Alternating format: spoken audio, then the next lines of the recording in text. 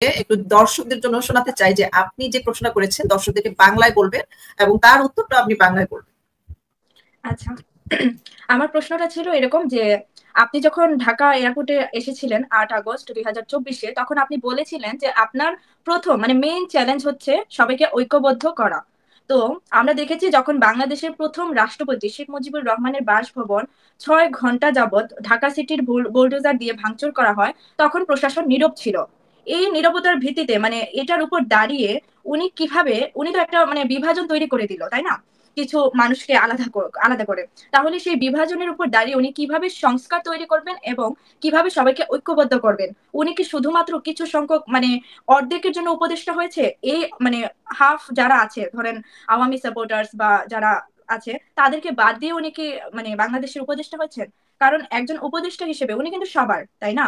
সেখানে যদি উনি কিছু মানুষকে আলাদা করে দেন তাহলে উনার দায়িত্বহীনতার প্রশ্ন উঠে এবং যেখানে সরকারি বুলডোজার দিয়ে ভাঙচুর হয় সেটাতে উনাকে প্রশ্নবিদ্ধ করা যায়। তো তখন উনি প্রশ্নের আসলে উত্তরটা দিল যে মানুষ এমন ভাবে রিয়েকশন করেছে যে পুলিশ ভয়ে বের হতে পারেনি। হুম। তারপর আমাদের উনাদের ভাইকে সন্তানকে মেরেছে সেসবের ফুটেজ আছে। তো কিভাবে এই বিষয়টা মানে সামলানো যাবে বা তারা মানুষকে যেভাবে করেছে সেটারই নাকি প্রতিক্রিয়া বা এরকম কিছু একটা।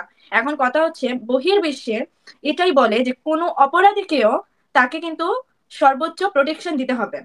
সেখানে বাংলাদেশের যে বঙ্গবন্ধুর যে বাসভবন সেটা কিন্তু বঙ্গবন্ধু শেখ মুজিবুর রহমানের বাসভবন নয়, সেটা হচ্ছে স্বাধীনতা স্মৃতিভবন হিসেবে মুক্তিযুদ্ধের স্মারক এবং সেটাকে জাতীয় জাদুঘর হিসেবে সংরক্ষিত করা হয়েছে এবং সেটা সংরক্ষিত করা একজন সরকারের দায়িত্ব এবং ওনার যে অ্যাডমিনিস্ট্রেশন পাওয়ার। তাহলে সরকার যদি কিছু করতে না পারে, পুলিশ যদি ভয়ে বের হতে না পারে, জনগণই যদি হাতে আইন তুলে নেয়, তাহলে উনি কেমন উপদেষ্টা হলেন, তাই না? তো ওনার যে এই উত্তরটা, এটা কি আসলে কোনোভাবে আমার প্রশ্নটা আদৌ ছুঁয়েছে? উনি কি আমার প্রশ্নের উত্তরটা দিতে পেরেছেন নাকি আসলে আমার প্রশ্নটা বুঝে উনি মানে কি করবেন এই উনি প্রশ্নটা ভেঙে তো গেছেন? আমি আপনাকে করব যে আপনি কি স্যাটিসফাইড কিনা? না, অবশ্যই না। কারণ আমি যে প্রশ্নটা করেছি উনি টোটালি সেই প্রশ্নের উত্তর না দিয়ে উনি আসলে কিভাবে একটা বিশ্লেষণ করলেন সেটা আসলে প্রশ্নের উত্তরই না। উনি ৩ মিনিট নিয়ে উনি কি বললেন, আচ্ছা, আপনারা আপনার যদি কাছে ওই কি সময় মনে আমার হয়েছে হাসি যে পাচ্ছিল। তিনি প্রধান উপদেষ্টার জায়গা থেকে সরে গিয়ে মব ভায়োলেন্স যারা করছে তাদের প্রতিনিধি হয়ে কথা বলেছে? অবশ্যই। কারণ উনি এটাকে সমর্থন করেছে। ভাঙচুর, তারপর মব জাস্টিস। উনি বলছে আমার সন্তানদেরকে মেরেছে, এটাই হবে। এটা কেন হবে? জনগণ কেন আইন হাতে তুলে নিবে? জনগণ কেন মব তৈরি করে জাস্টিস করবে, মানুষকে মারবে?